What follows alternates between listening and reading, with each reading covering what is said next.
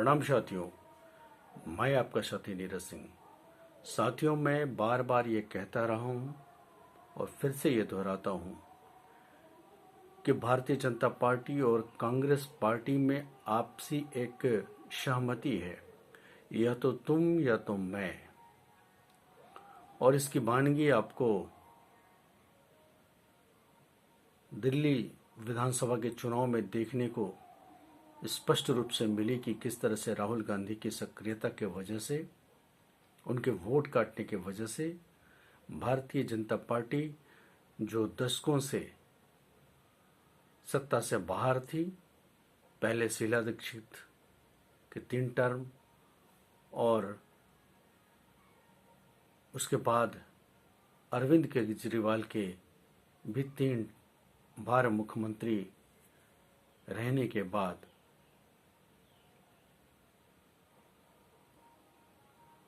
फिर से भारतीय जनता पार्टी की वापसी हो गई।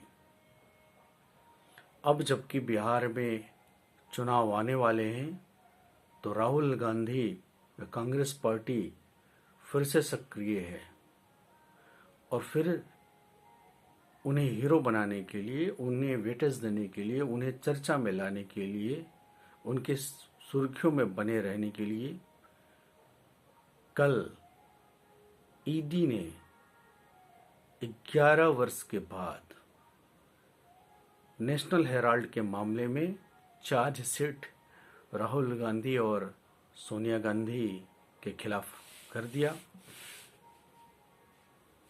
उस मामले में चार्जशीट, जबकि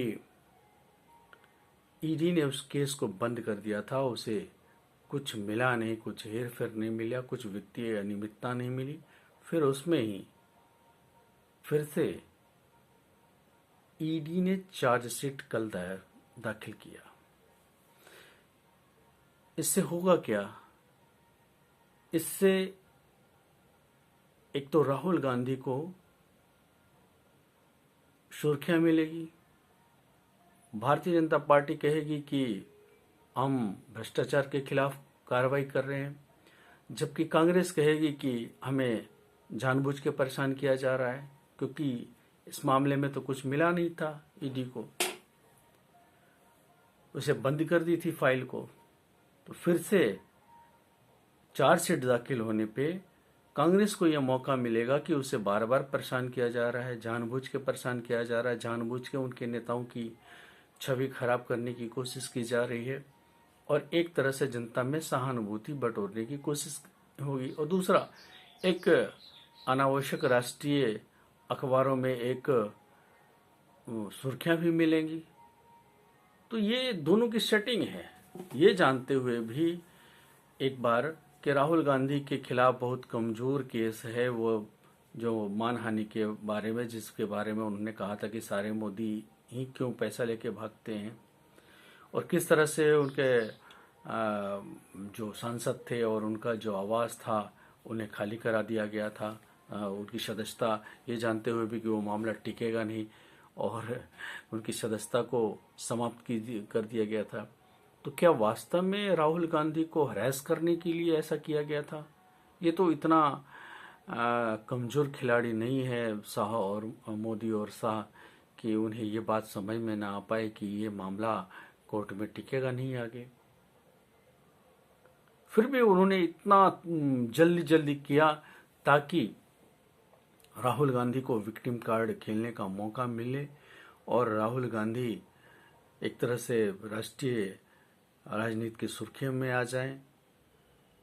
ये बात और है कि सामने से उस पर अटैक करते हैं, उनको कमजोर करने की कोशिश करते हुए दिखते हैं, लेकिन वास्तव में जो भारतीय जनता पार्टी है उसे कांग्रेस पार्टी को कमजोर करने में कोई रुचि नहीं है। उसकी रुचि क्षेत्रीय पार्टियों को समाप्त करने में है, क्योंकि इनके राष्ट्रीय अध्यक्ष जो वर्तमान में भी हैं एक्सटेंशन पे, president on extension JP Nadda साहब, उन्होंने तो ये खुल के कहा कि सारी क्षेत्रीय पार्टियां समाप्त हो जाएंगी।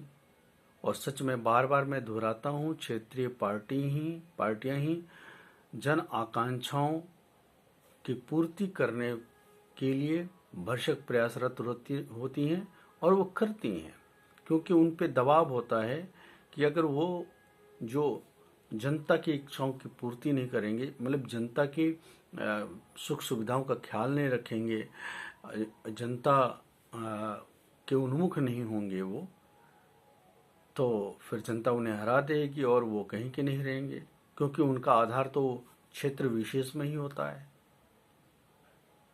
और सच में मैं ये बार बार कहता हूँ और ये फिर से दोहराता हूँ इस बात को भी कि क्षेत्रीय पार्टियां ही राष्ट्रीय हित की रक्षा करने वाली पार्टियां हैं और इन्हें बचा रहना अति आवश्यक है।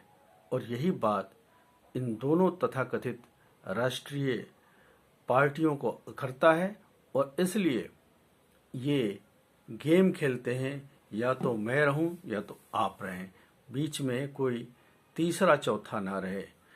अभी बिहार में अचानक राहुल गांधी भी सक्रिय हुए। राहुल गांधी या कांग्रेस पार्टी इसलिए नहीं सक्रिय हुई कि वो वहां पे सरकार बना ले जाए। दावा तो करते हैं कि सारे सीटों पे चुनाव लड़ेंगे, ये करेंगे, फलाना ढिमका। वो सिर्फ एक माहौल बना रहे हैं ताकि लोगों का ध्यान उधर जाए और राजद को डिस्टर्ब करें और किसी तरह से भारतीय जनता पार्टी, जो बिहार में अब तक पूरे हिंदी पट्टी या पूरे उत्तर बिहार में, ये यूं कह लें कि केवल बिहार ही ऐसा है। एक बड़ा प्रदेश बंगाल है, लेकिन बंगाल को हिंदी भाषी या उत्तर भारत के उसमें ना मान के चलें हम, तो जो भी हिंदी पट्टी है या कई कुछ लोग इसे गोबर पट्टी कह लेते हैं, हालांकि मेरी आपत्ति है इस पे। तो एकमात्र बिहार ही ऐसा प्रदेश है जहां पे वो पाँव नहीं जमा पाई। तो उसकी हर हालत में पूरी कोशिश है कि बिहार में वो इस बार सरकार बनाए, और इसलिए हर तरह की वो साजिश, हर तरह की वो तिकड़म करने की भिड़ी हुई है।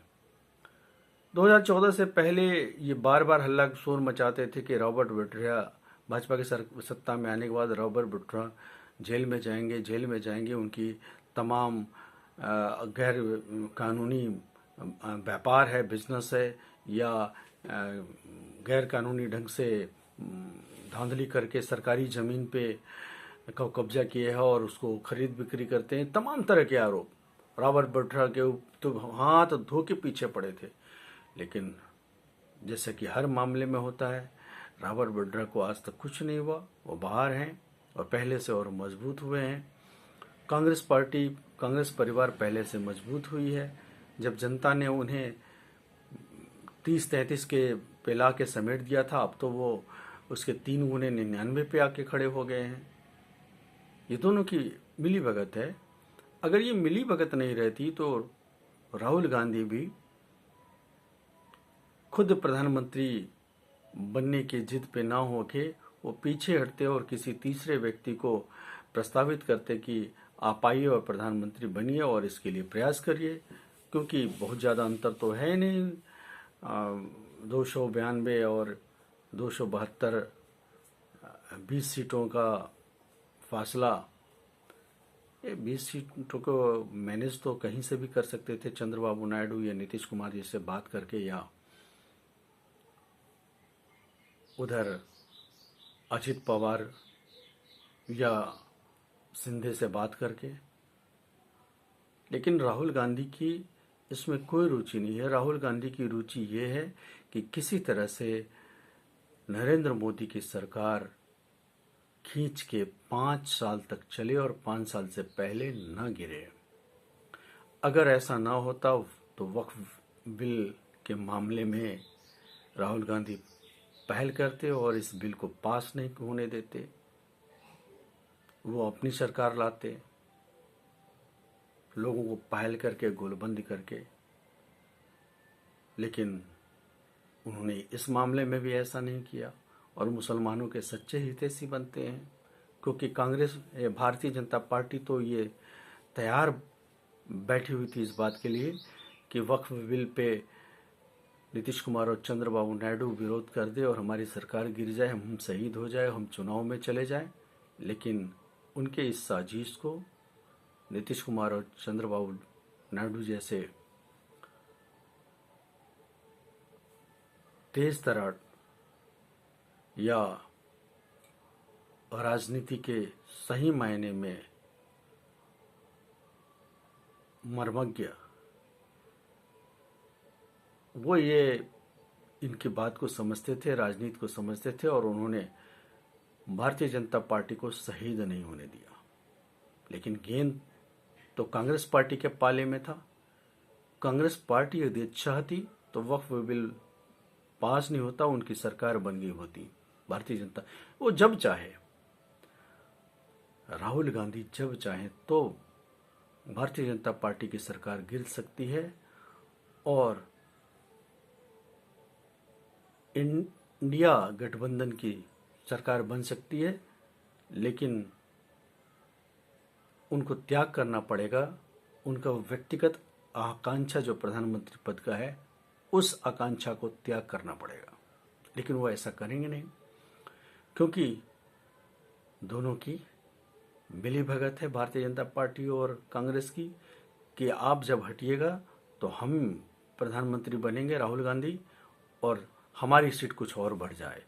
तो अभी लगभग 1 साल के करीब 8-9-10 महीने के करीब सरकार चल चुकी है एनडीए की। वो अभी 4 साल 4.25 साल और चलाएंगे राहुल गांधी, दूसरा नहीं चलेगा, राहुल गांधी चलाएंगे। और बिहार में उन लोगों की साजिश है कि किसी तरह से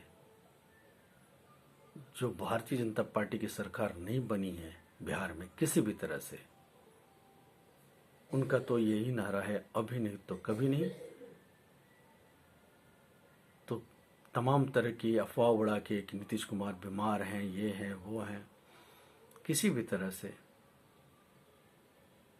भारतीय जनता पार्टी बिहार के सत्ता पे वो अपना मुख्यमंत्री बनाना चाहती है, सत्ता पे काबिज होना चाहती है और इसीलिए राहुल गांधी का इसमें सहयोग चाहिए और इसी सहयोग के लिए चार्जशीट उन पर दायर किया गया है।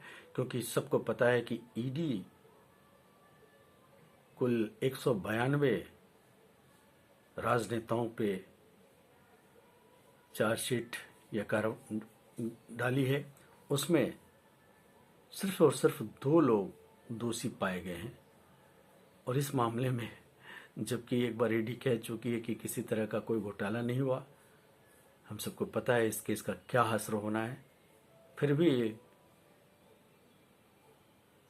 ईडी चार्जशीट दायर करती है ताकि जनता के सामने ये दिखलाया जा सके कि हम कांग्रेस को नहीं छोड़ रहे हैं।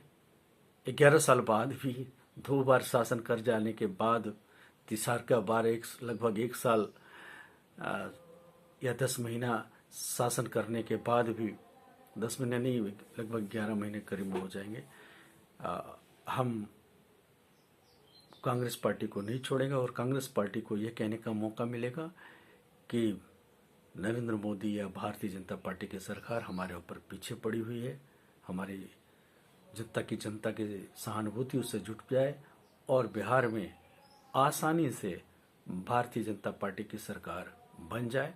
लेकिन भारतीय जनता पार्टी मुगालते में है, वह ऐसा बिहार की जनता ऐसा होने नहीं देगी। धन्यवाद।